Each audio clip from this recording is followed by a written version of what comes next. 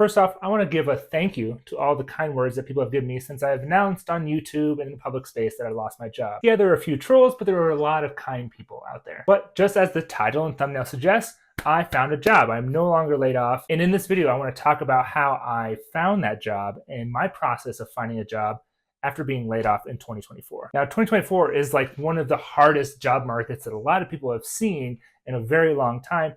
And I not only want to tell you how I found my job, but I want to give you actionable advice so that I can help others in similar situations try to find their own job as well. Now, my job is specific to software engineering, but the advice I'm about to give has nothing to do with software engineering. It basically helps anyone who's actually looking for work. Now, if I just come out and tell you how I found this job, it's not going to be very helpful. It's kind of like if someone asked you, what is Lord of the Rings about? And I just said, well, it's about a couple of dudes and their weird friend, and then they throw some jewelry into a volcano.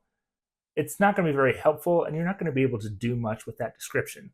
So I'm going to have to give you a lot of context and background information for you to understand what are the best ways that I found my job and how you can also follow suit in the same way. Okay, so ever since I announced that I lost my job, I have responded to every single comment on all the videos that I talked about being laid off. And I've noticed that a lot of people have made the comparison to like how 2024 feels to the 2008 financial crisis, the dot-com bubble.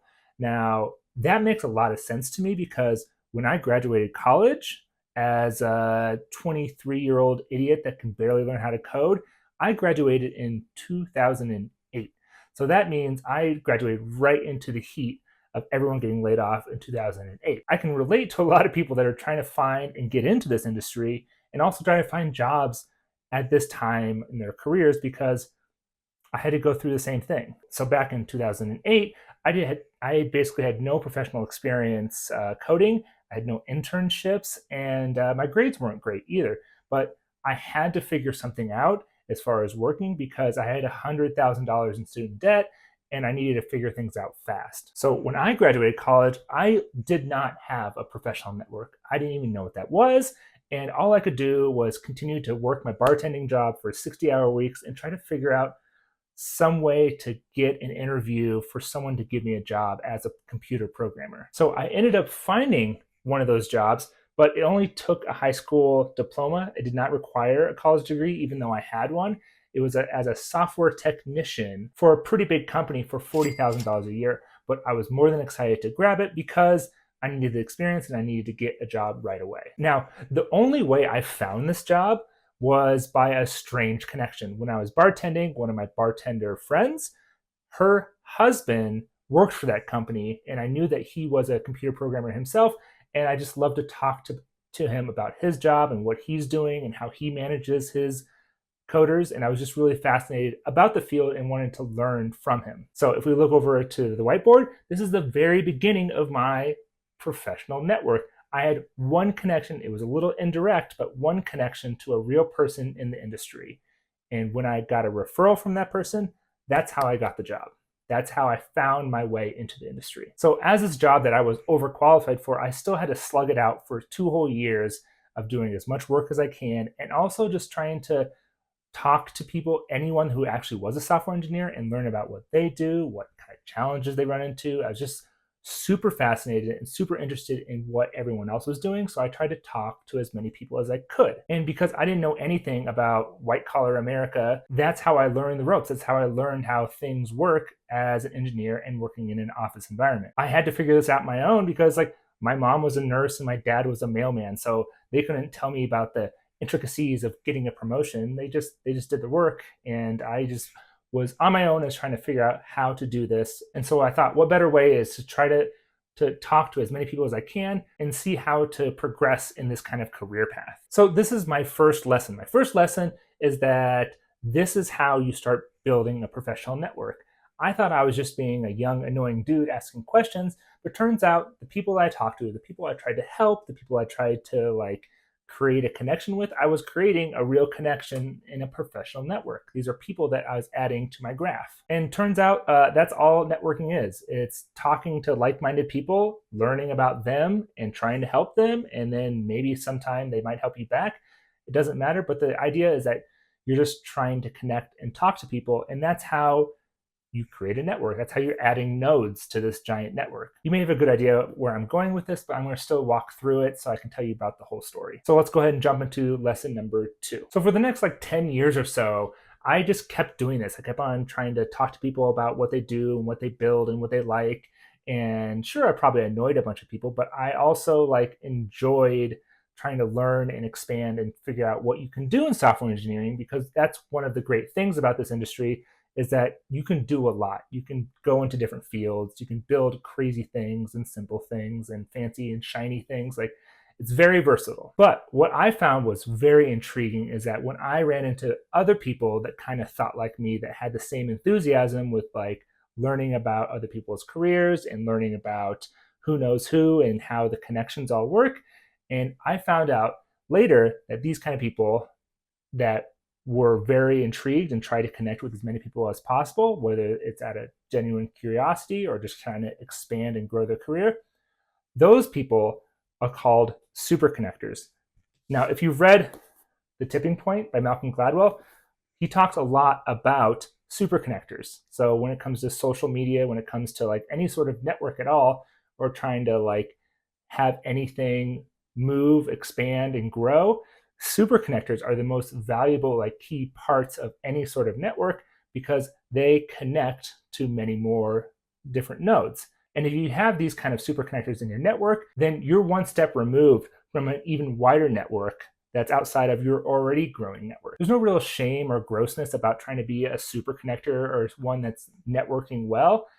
All it really boils down to is wanting to know more about your career and other people in your career and just other like-minded people, so that you can also talk to them, grow with them, work with them, help them out, make connections yourself. Networking does not have to be, and it rarely is, a transactional thing where if I talk to you and I help you, I'm expecting something on the other side. It's more about just expanding, being curious, and trying to build a relationship, whether that's a friendship or a professional relationship.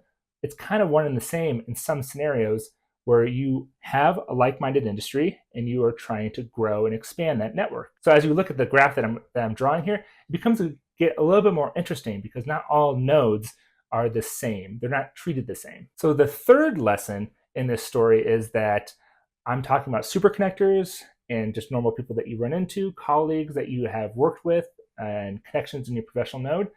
Now, there's a different kind of super connector, and here's the thing that might break your brain a little bit, is that a super connector does not have to be a person. A super connector could also be an organization. An organization are probably just as valuable, if not more valuable, than kind of a super connector. Now, an organization can be a meetup group. It can be a job or a company that you used to work for. It could be a startup. It could be a coding group, something that you build with your friends, and it just turns into more of a community. These things, even though they are not a real person, if you are associated with that company, with that group, that is also a good connection base in your professional network. These themselves are super connector nodes. Organizations are just like people that are super connectors, but they're just branched out more, and they don't really have a solid base. They're more distributed. So let's go ahead and drive this point home. Now, if we're looking at this graph right here, this final graph, this is more kind of an abstract representation of my actual professional network. You'll notice that there's the regular people that I used to work with. There's also some super connectors, some people that are very social and very much connected to a lot of different people in the industry. But you also notice that there are multiple organizations. And these organizations that I like to connect with are agencies, like independent contractors and consultancies, who also freelance and do other jobs for different companies. So this is where things get even more interesting, is that the super connections of these agencies and these consultancies, these also have their own connections to other super connector nodes. They are connected to some client companies that they have for other organizations that they're doing work for. They have their own staff of people who freelance and work with a bunch of people, and therefore have a bunch of connections themselves. So the question still remains on how I found my job.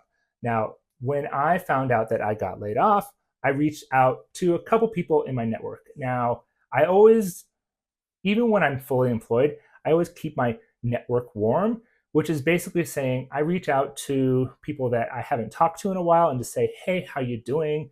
How is life? What kind of work are you up to? That's cool. Oh, you need some help? And then I try to help people when I can, even when I'm not looking for work. So in the moment that I did lose my job, I reached out to some people that I haven't talked to in a while and some other consultancies that I haven't worked with and said, hey, by the way, how's your workload? How are things going? And what turns out to be is that when I talked to a consultancy that I used to work for, they said, wow, what great timing. We just had a client of ours, so an organization, reach out to the consultancy that now the consultancy is talking to me about filling that spot so I can help with the project that they are trying to staff up so that the consultancy doesn't have to have all on staff. So I can subcontract under the consultancy, and the consultancy goes into the big company, the big organization. Now that's some crazy, like abstract thought about how I find work, but that's how I found my job, is because I was able to connect to these organizations and consultancies and agencies and companies that I have somewhat of a relationship with and said, how can I help? And turns out they did have some openings and they were able to fill it really quickly because they've already worked with me in the past and they wanted to have some more work. Now, I wanted to go through this whole story because I don't want people to get discouraged if they don't have, if they haven't prioritized networking or like even known how to professionally network. The point is that it's something that you work on throughout your whole career and you can start at any time. And also, I want people to realize that there is no such thing as having no professional network. You have people that you have went to school with, that you have talked to, you have family, you have like organizations like, I don't know, church or like some coding groups, a coding boot camp. Like those are all connections that you don't realize that are part of your professional network.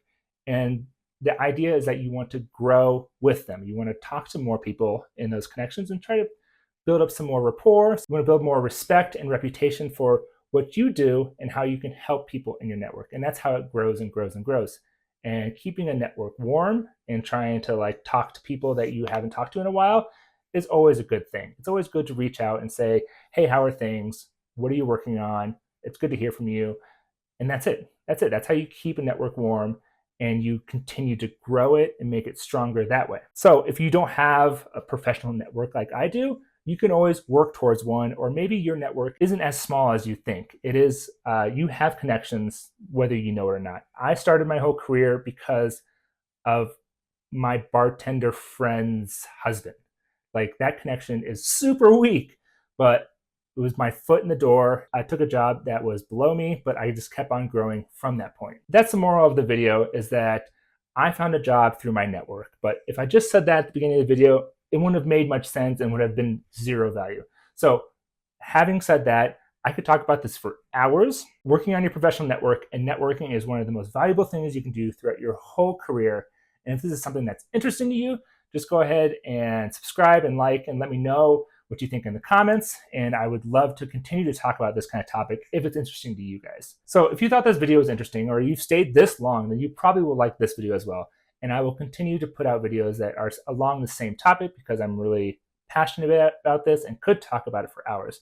But until then, leave some comments in. I respond to everyone, and I'll probably see you around in the next video. All right, thanks for watching, guys.